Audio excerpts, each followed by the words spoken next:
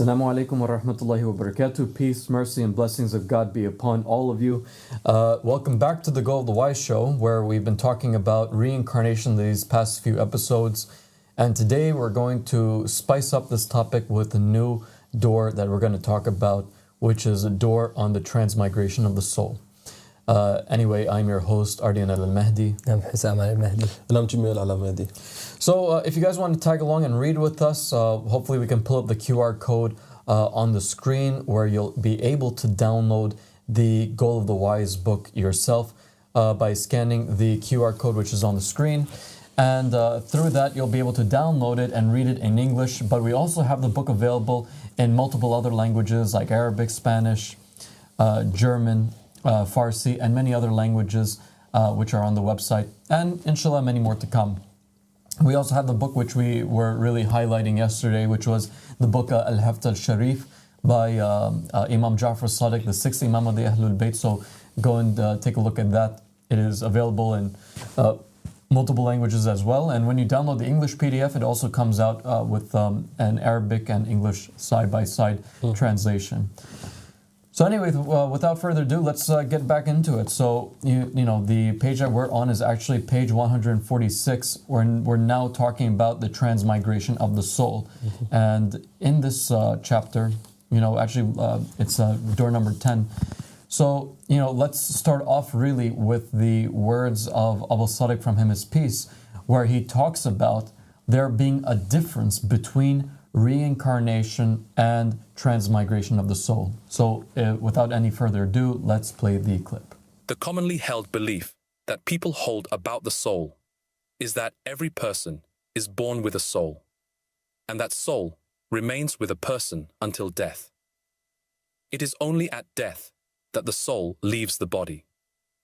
The reality is that the soul can enter into a human being at birth, during childhood, adulthood, or even old age. A soul can also leave a human being before the death of the human's body. A soul can leave a human being, and they remain alive for a number of years, even decades. This is what the people of old knew. The soul travels from one body to another through the process of reincarnation, or it can travel from body to body through the process of transmigration. In order to make understanding easier for the reader, let us define the following terms. Okay, so Abu Sadiq right off the bat is basically saying here that the people before, they had this knowledge, they had this understanding that there is an idea of transmigration of the soul, that the soul is able to leave you but even before you die, and that the soul is able to enter upon you even after you're born. So maybe during your adolescent years, or maybe in your teenage years, or maybe even in your old age, at the age of maybe 60, suddenly you have a soul, and perhaps you die with that soul while the soul has only been attached to you and has been in you for only a year perhaps. And the terms that Abu Sadiq from him is speaking about are 5 terms which we should get into. And we should get into these terms so we have an understanding of the different types of reincarnations or incarnations of the soul as possible. So let's go up till the first slide. The first slide titled Reincarnation. So on this slide, Abu Sadiq from him his peace has identified what reincarnation is. He said reincarnation is the rebirth of the soul into a new human body. So, okay, let's, if you guys want, we can discuss the first point, which is, okay, reincarnation being rebirth of the soul into a new human body. This is something we discussed the past 3 episodes or so. And this is something that I think is drilled into the heads of our audience already. Yeah, I think that's one of the most important parts as well. It's one of the big knowledge that the Imam ﷺ, that Abu Sadiq ﷺ has revealed for us, the knowledge of reincarnation.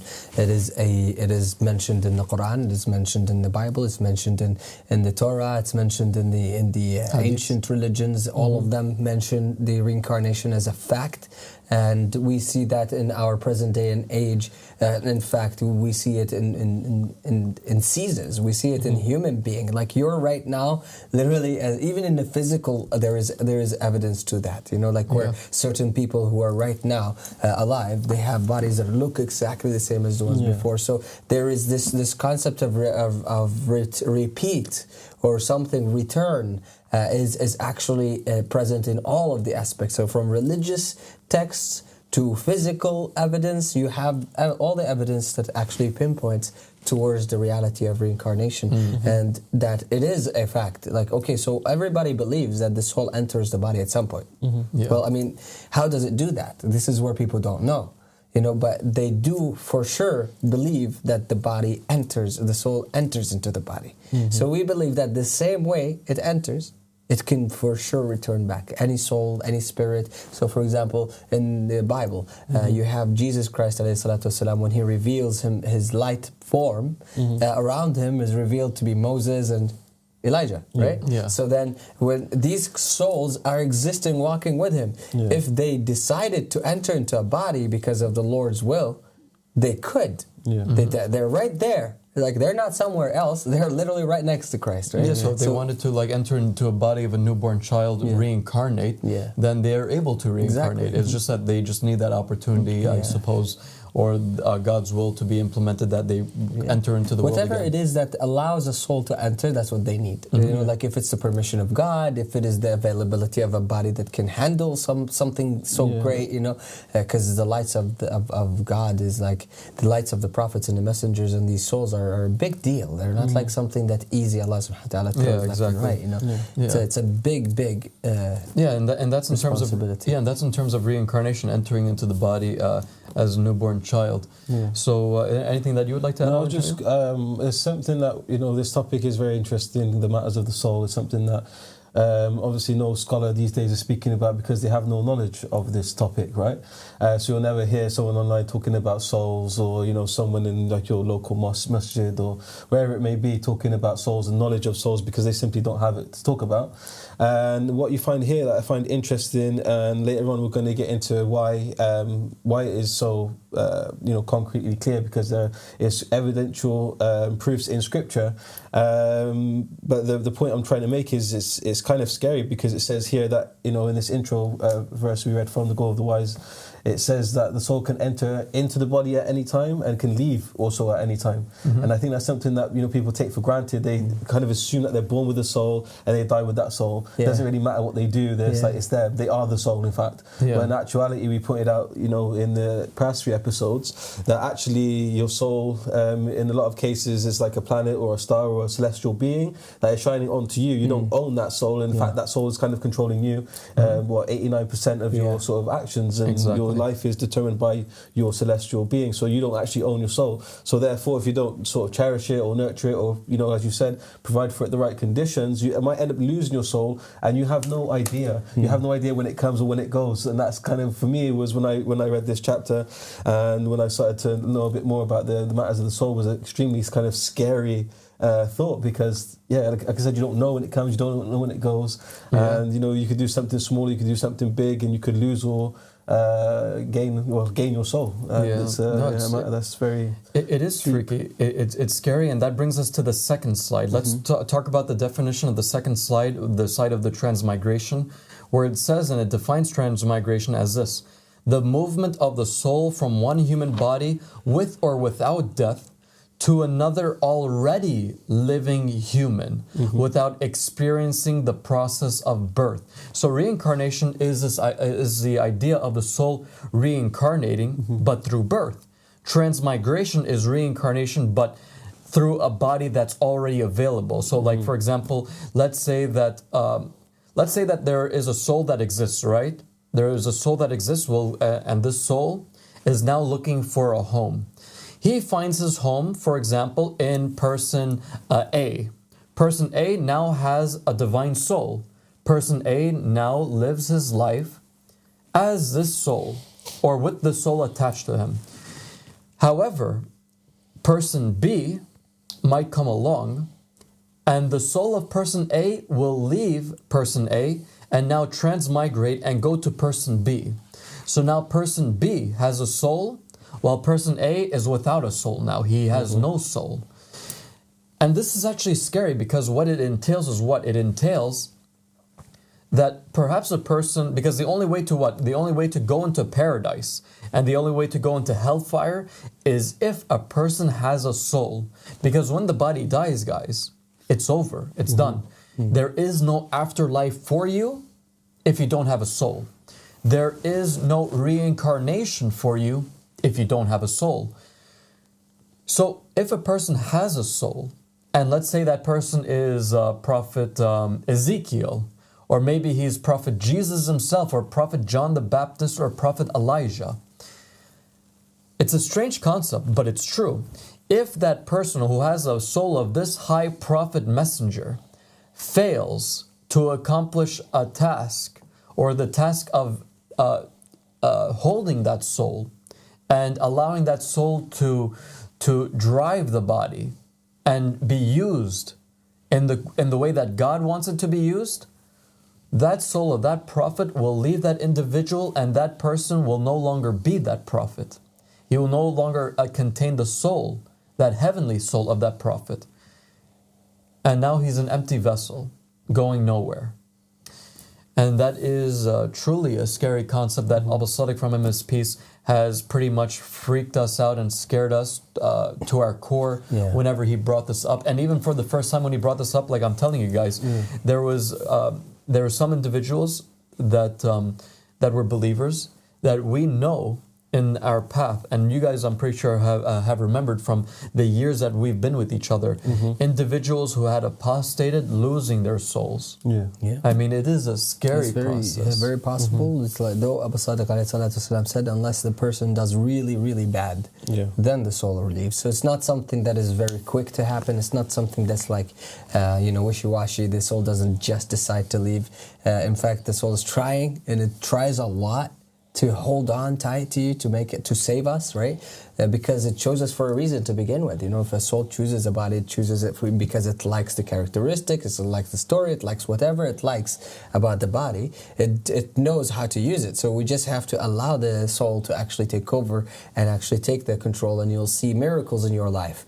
Why? Because the souls are lights of God that descended from the heavens to here. So the idea is that one thing that I could already hear the people shouting at us, saying, "What are you talking about? If the soul leaves the body, then the body dies."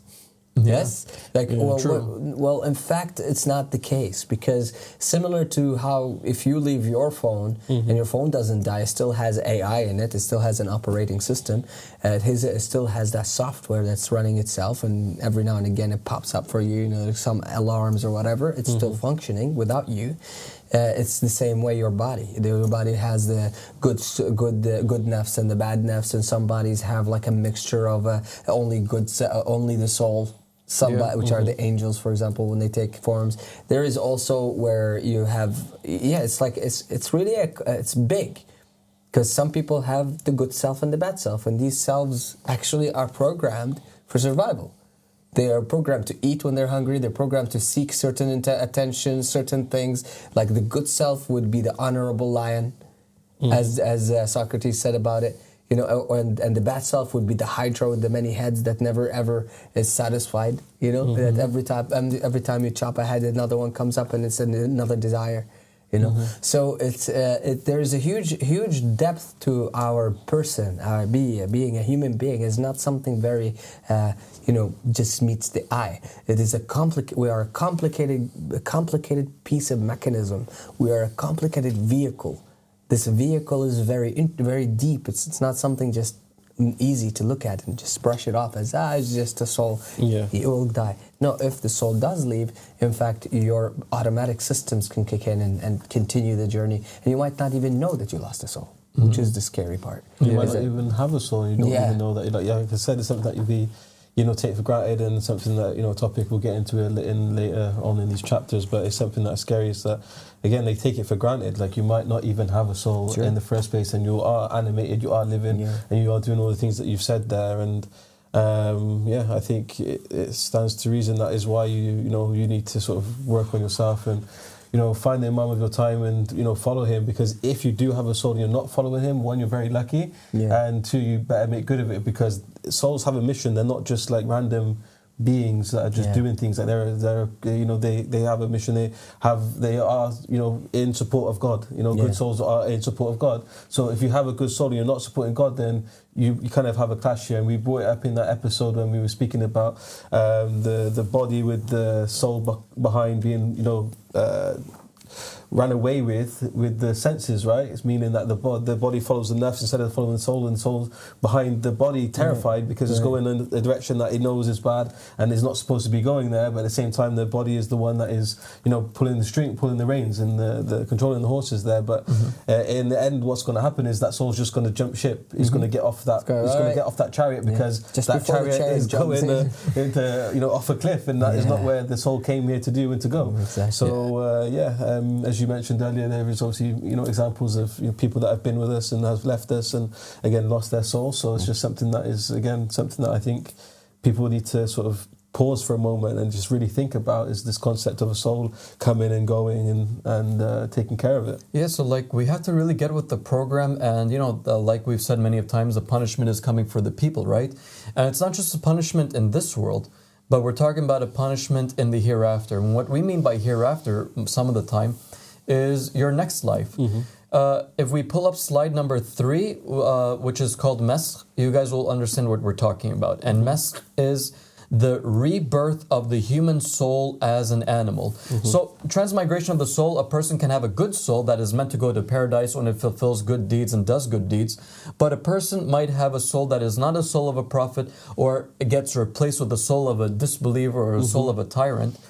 That person, when they move on now to the next life, due to their deeds and due to their karma, instead of reincarnating in a human body, they are now reincarnated in a body of an animal.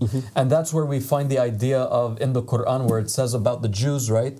Where it says about them, and this doesn't go for all Jews, but the Qur'an gives an example of the Jews who had disobeyed God, where it said, and Hussein, you could correct me if I'm wrong with the Arabic, but be apes and pigs despised. And this is talking about Masq, it's talking about the transmigration or the reincarnation of the soul into now an animal body that is suited for that person's deeds and suited for that person's characteristics, you can say. Yeah, and the idea with the verse that you mentioned, which is قُلْ كُونُوا قِرَدَةً خَاسِئِينَ, which is say become or be. This command, be. Allah subhanahu wa ta'ala in the Qur'an says to anything He says be, it becomes. So it's a command, right? It is a command, right? Well, subhanAllah, so He's told them by command. He says, be monkeys or pigs or you know, something like that. And everything is by the command of God. I mean, like that verse, it popped up in my head. They ask you about the soul. Say the soul is the Amr Allah. It is a command of Allah. Command of Allah. So it's by the command of the Lord that the Lord says be, and they became. But how did they become? Because the story actually continues. This Quranic verse continues, and Allah is talking back and forth with them still. So it's not as soon as He said the words right away they turned into pigs and monkeys. Yeah, because it wasn't at that moment. It wasn't like that. Because actually the fact of the matter is that if say to something be and it becomes immediately, it would have showed in the Quran right away. Yeah, they would have became monkeys. They would have immediately turned. But like in fact it continued this conversation between back and forth, you know. So it's even multiple points of the Quran actually does that kind of stuff, where God says for example, say be stone or iron or whatever that is great in your hearts, and they would say, but who would return us? So He said the word be. He already commanded. The command of God has already been implemented. Be stones or iron or whatever that is big or great in your chests. But then they go, but who would return us? They would say the one who brought you the first time. So it's very important to keep in mind, you know, what's happening here is that Allah subhanahu wa ta'ala, when He says to something be, it becomes, but it doesn't immediately happen. It becomes when they die, and then they come to reincarnation, and then they get turned into, you know, they get inserted pigs. Into images of this kind of animals. Yeah.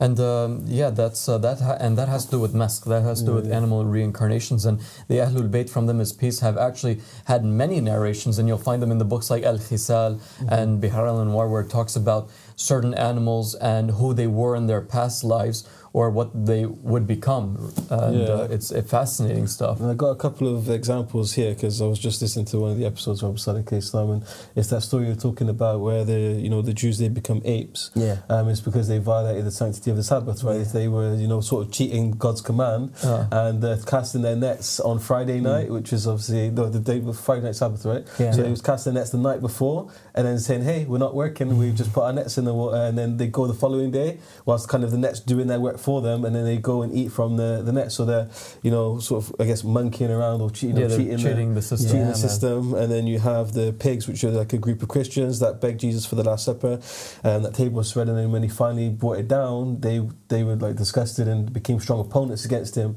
So for that, because it's, I guess, to do with food, they become pigs, because obviously pigs eat anything, and they go through that punishment. Well, that's actually interesting. So when you make the connection like that, like pigs will eat anything, and God provided them food according to that hadith. And they turn their nose up at it. Yeah, they're like, and like that's how pigs are, they're not grateful, and they just eat anything, and then they're just snorting. Exactly, and then you have like an example of a crab, which is an unfaithful husband, someone that never, walks straight, they just walk from like side to side. Oh, so then they walk side to side like crabs, so like they're leaning towards one side more than the other, so they lean towards one woman and stay away from the other one that they're actually supposed to be faithful to. Exactly, and it's kind of scary actually, because these are just some examples that I mentioned in these books you mentioned, and obviously we're just going over them quickly, but it is in a way from the mercy of God and the justice of God, because you come back in a body that suits your desires. There's something I want to get into after we finish these definitions that sort of depict that, but I mean, it's God's mercy and God's justice that, like, hey,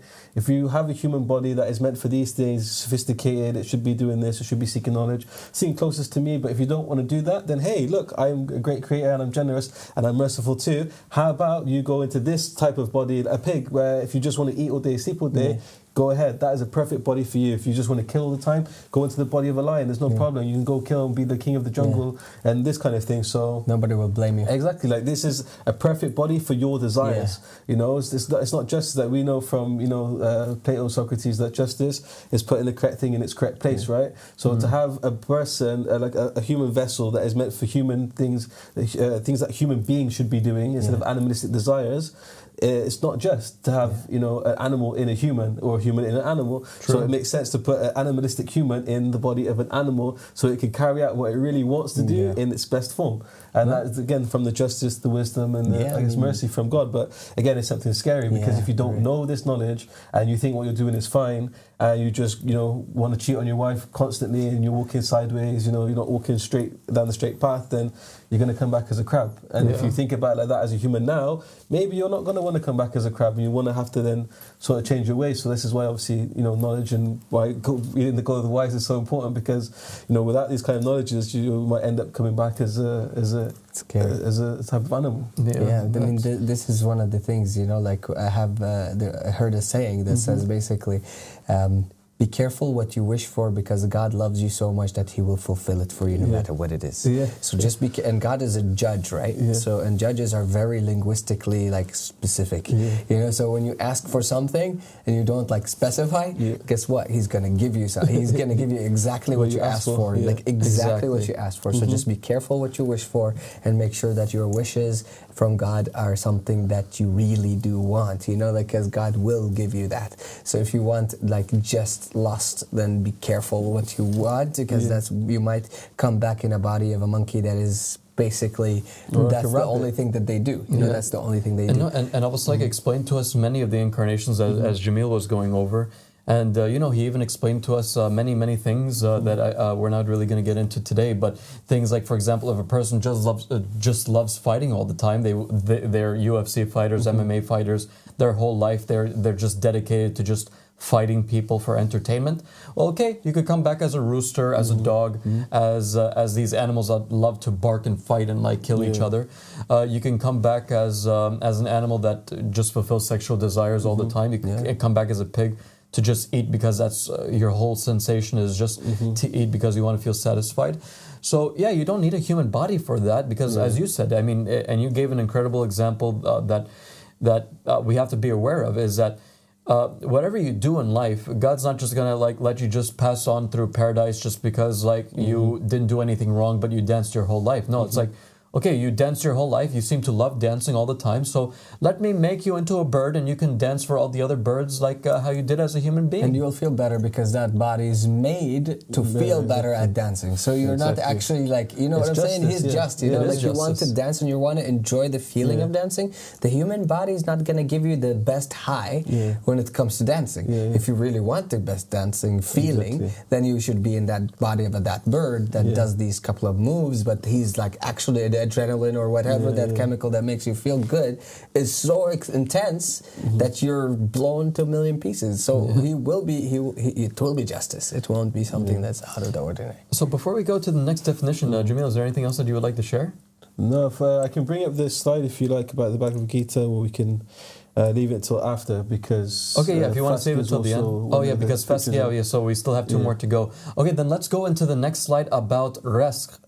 And rizq is something very interesting. So instead of humans and animals now, it says here, rizq is the transmigration of this human soul from a human to an inanimate object such as a rock or a stone, just as, you know, and you can come back to us, just as Hussam was talking about.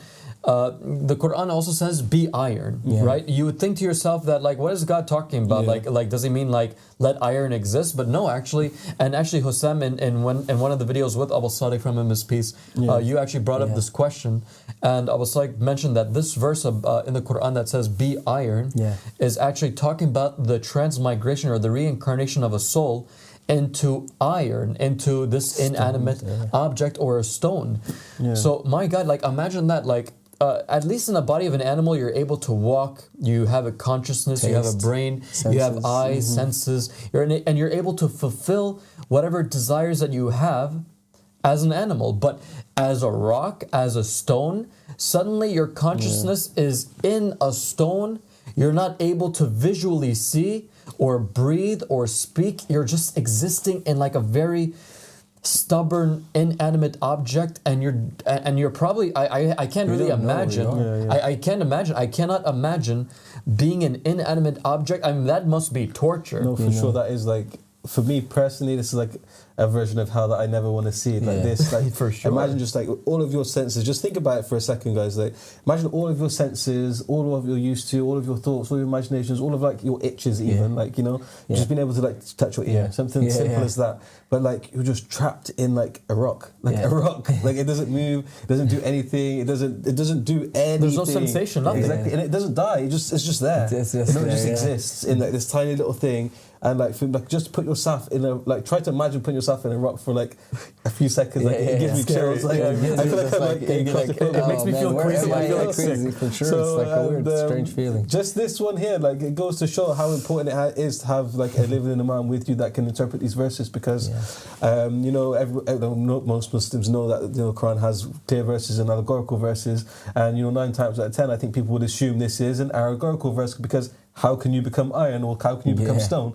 But now it's very clear, because we have a living imam with us that actually says if you don't cherish your soul and your body, then you could end up being reincarnated as a punishment in the form of a rock or a stone, or a piece of iron, or this sort of mineral, which is and I can't even imagine like why a person would even reincarnate as a stone. The only thing that comes to my mind is like maybe like people who like they just sit back at home all day, watch Netflix, and they're just sitting on the couch. They're like a stone. If your life is stone and you're not going to contribute anything to society, and you're just wasting your life away just doing nothing, well then okay, God will give you an appropriate vessel, which is a stone or a pebble or a nice aqiq or a nice onyx ring, and you could look beautiful for someone else as you're embedded into someone's finger, maybe, you know, as a person who's maybe a cute husband or a cute wife or God knows what, or a cute individual, right, who just sits at home all day doing nothing, but okay, their parents or their spouses loves them despite them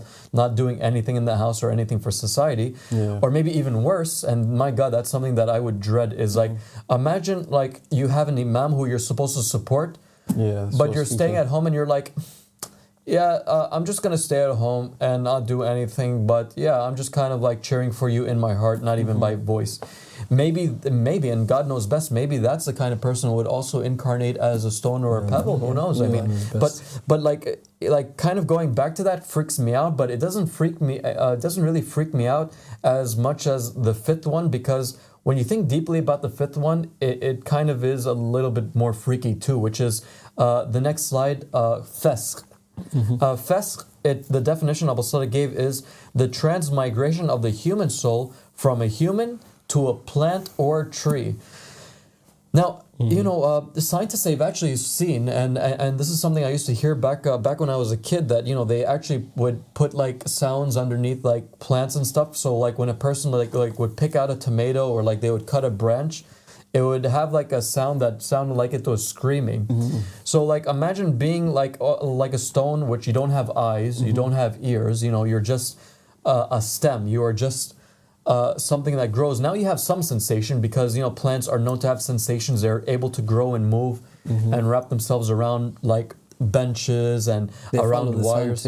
Yeah, and they follow the sun. So there is some sensation. But like now imagine, while being a plant or a tree, you're not able to defend yourself. Now you have all sorts of animals like climbing on you, urinating, defecating on you, sitting on you, making drilling holes into you to make you into a home. People trampling on you. You're not able to defend yourself because you're just a plant or you're just a tree. And my God, I think that's just as bad for sure as being like a rock. Yeah, for sure. I mean, the idea of plants. I mean, how many plants are out there, and what kind of feelings do they feel? And it's does it change from poisonous plant to non-poisonous plants? And what kind of feelings do they get in each one of them? There are plants that eat that are carnivores. There are plants that are that's the interesting part, is that when you go to the animal and the plant kingdom, what is the reason for Allah subhanahu wa ta'ala to place somebody in an image like this? There has to be a specific reason for somebody to be placed in a specific image. And Allah subhanahu wa ta'ala says in the Qur'an, في أي سورة ما شاء ركبك, and whatever image He wants, He places you. So it's they interpret it as something else, but the idea is that we know from reincarnation that Allah subhanahu wa ta'ala can actually place you in any image that He wants. A plant is, as you said, it is terrifying to imagine oneself just standing out there in the middle of nowhere, and you have the wind coming at you, and you have the snow coming at you, and you have the heat coming and burning you, and you have all kinds of stuff. And how you decay slow, and how you go slow. So it's like it's a very different creature altogether, And it's like it's a wonder how some people actually think that plants don't feel, because we know that they do feel. They react to pain. They react to somebody who's cutting them and stuff like that. They even they even made a study about this. There are certain plants out there, certain plant trees that have fruits in it, that when it's being eaten a lot by certain animals that are around, they're hungry, they come and eat. When it's been eaten a lot, what it does is it starts to produce, as a reaction, a poison that would kill these animals, so it makes them not able to come anymore. And they would see that they're dying from it, so they would stop eating it. And they knew that this is a reaction to pain. This was a reaction to what's happening to it. So if it can react to that degree, I mean, who's to say that they don't feel? Why do people think right now that feeling is in fact only attached to the nervous system, like a central nervous system. If you have your a brain that's connected through the spine, and it is as rooted in your body, these sense like receptors. So if you don't have that, then you don't have feelings. That's what they imagine. So you could imagine that people are actually out there just believing whatever they want to believe in. But we know that these plants are living beings that can actually feel, and they have like communication between each other. The plants are intense, actually. Like forests, they know if a fire happens in the beginning, the last tree would know. They would know. They would tell each other. They're interconnected. Yeah, and it's a living organism in a way. You could imagine now, when Abu Sadiq ﷺ and the family of Muhammad tell us that fasq is actually returning as a plant or as a tree or as anything. I don't really think that any of us would want to go that route. No, for sure. I mean, you wouldn't even want to be an animal. Like all of these. Let's say humans.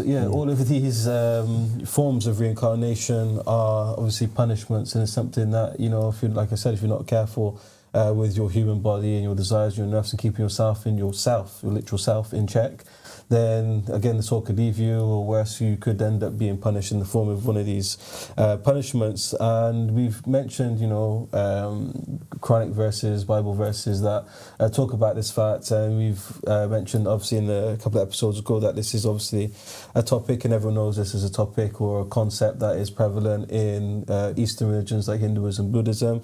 And in the book Bhagavad Gita, in the middle, around about the middle, chapter 14, verse 15, it speaks about this and depicts this in some versions of the book. So I've got an excerpt from it, and if you can see on screen with us now, there's 4 pictures. There's a man, there's men and women basically there, and half of their face is shown, with the other half as what they're going to reincarnate into. And basically the verse from this book says, when one dies in the mode of passion, he takes birth among those engaged in fruitative activities, and when one dies in the mode of ignorance, he takes birth in the animal kingdom.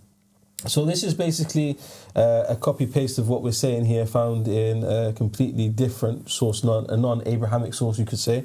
And it depicts, obviously, a woman, that is sort of posing as a tree does, coming back as a tree. Yeah. You see a man that is sort of carnivorous, eating animals all the time, coming back as a tiger, which obviously a great hunting creature. Right. You see a picture of what looks like a lady sleeping and coming back as a polar bear, one of these bears that, sleep for half the year, like hibernation, right? Yeah. And then on the other side, you see a man that is coming back as a pig, again, someone that it looks like he's eating a human body there, or some gluttony, something there, and he's coming back as a pig. And you can see then again, as we mentioned earlier, pigs are creatures that just constantly focus on their most basic desires: eating, sleeping, defecating, and repeat. Yeah, and breeding, obviously. And pigs are known for more than that. They can even eat their babies. Exactly. That's the point. That's what I'm trying to say. They're so mindless and have basically no desire to elevate. They're I guess the lowest of creatures. They don't benefit. They don't harm. And they have no uses. We know that a lot of these animals, from the teachings of Prophet Islam, animals in the animal kingdom have their purpose in the ecosystem, right? Yeah. But pigs are useless, actually. Yeah, they have nothing to do with the ecosystem. They're just there. That just eat all the time, and they have no. They're just a trash can. You can never get rid of it. I think maybe the only use it has is to punish people that obviously act like that in the human body. That's probably the only purpose it is here. And a lot of these creatures are, again, from the teachings of Prophet, sins of the people. The creation is from their sins. So we see clearly here that the case is painted, that you see this concept very clearly in Buddhism, coming out to us, Hinduism, Buddhism, coming out to us, and it marries very well with what it says in the Haftar Sharif and what it says in the Bible, the Qur'an, about God says be and it is, and you become what He says it is. So if you come back as iron, you can come back as a tree, you can come back as an animal, and it's obviously not just us that's saying that. So I just wanted to bring that slide up as well to show that is this universal theme, this theme that all prophets and messengers belonging to us as knowledge is true knowledge, and this is again something that proves that point, that reincarnation is from the Abrahamic religions, is from the religions of God, including Hinduism, Buddhism, and again this concept now of transmigration, a deeper level of reincarnation in the matters of the soul, is something that is very real, and again, as we mentioned this episode, very scary. Yeah, it is scary. It's scary because we truly then don't know. Mm-hmm. And Abu Saik mentioned something. He said that the people of old actually knew about this, but we don't see this really talked about. Nobody from the Muslims or the Jews or even the Christians talk about it. The Jews who believe in reincarnation, they'll never bring this concept up, but the fact of the matter is the Jews actually used to believe in this aspect of transmigration of the soul from one living human to another living human. Or from one person who had died and passed away, reincarnating into a person who is well in their 30s, as an example. Mm-hmm.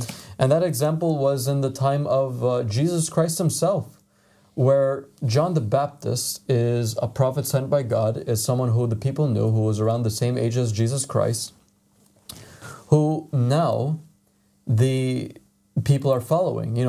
John the Baptist is dead, or John the Baptist is in prison. And now a scene takes place where in Matthew 16, and we could pull up the next slide concerning Jesus, where it says, when Jesus came to the region, he asked his disciples, who do the people say the Son of Man is? They replied, some say John the Baptist, others say Elijah, and still others say Jeremiah or one of the prophets. So we see here that John the Baptist was around the time of Jesus. He was alive. He is a known character. Yet this character who was alive, for some reason now, whether he's dead or in prison, it doesn't really matter. The people understand that John the Baptist and Jesus were alive at the same time. Their ages nearly matched, or they were at the same age. And yet the disciples of Jesus are saying that some people are saying about you that you could be John the Baptist. How is that possible? I mean, the people were not stupid, you know. And they said, and if you're not John the Baptist, maybe you're Elijah, or maybe you're Jeremiah, or maybe you're one of the prophets. So it is a proof here that they believe in reincarnation and transmigration of the soul. That maybe, for them, maybe, when John the Baptist had died, or when he had baptized Jesus, they thought to themselves, maybe the soul of John the Baptist now entered upon Jesus, because now John the Baptist is dead. Maybe he's using the body of Jesus to continue on his mission. It's a strange concept, but like, is anybody from the Christians able to explain this verse? No. They actually have no idea why the disciples actually brought that up. They have some weird opinions, they have some weird theories, but they don't have any conclusive, solid proof as to the explanation why they would suggest that he's John the Baptist. Exactly, and without giving too much away, because we're going to get into it in later episodes, we're sort of coming towards the end of this episode, but this is a concept they believe because you see later on in the story of Jesus that when he returns, the people recognize him, right? And how would this be possible if they didn't believe in this concept of transmigration of the soul? So it's very clear from these verses that even the Jews and the Christians, the early Christians, in this time believed in this concept, because in this verse alone you have the topic of reincarnation and the fact that obviously Jeremiah and Elijah, prophets that died a lot beforehand, believed that he could be Jesus Christ, well, they could be Jesus Christ, because that would allow them to be in the body of Jesus at birth. But the transmigration fact is the fact that John the Baptist and Jesus are alive at the same time. So the only way that Jesus could be John is if John jumped to Jesus some time, whilst they were together. So it's extremely clear. Yeah, for sure. We're talking about the abilities of souls now, where Abu Sadiq ﷺ is explaining straight away that the souls have the ability to move bodies while living. While the body is alive, it can leave and it can decide then to enter to a different vessel. This is an ability that some souls have, that they can do something like this. It is a possibility that they can do. What are souls? We still have to ask ourselves in our religions, what do we know about the soul? We have to ask ourselves, what do we know about the soul? And you'll come up to a very good conclusion. Not very much. Not very much. And if anybody, and I think that's a big advice that we have to give to the audience. When I was with Abu Sadiq in the very beginning, you think to yourself, well, at least in the very beginning of the call, before we learned all of this, you kind of assume that you already know a good deal. You already assume that you know a lot of truths, because you've read a lot.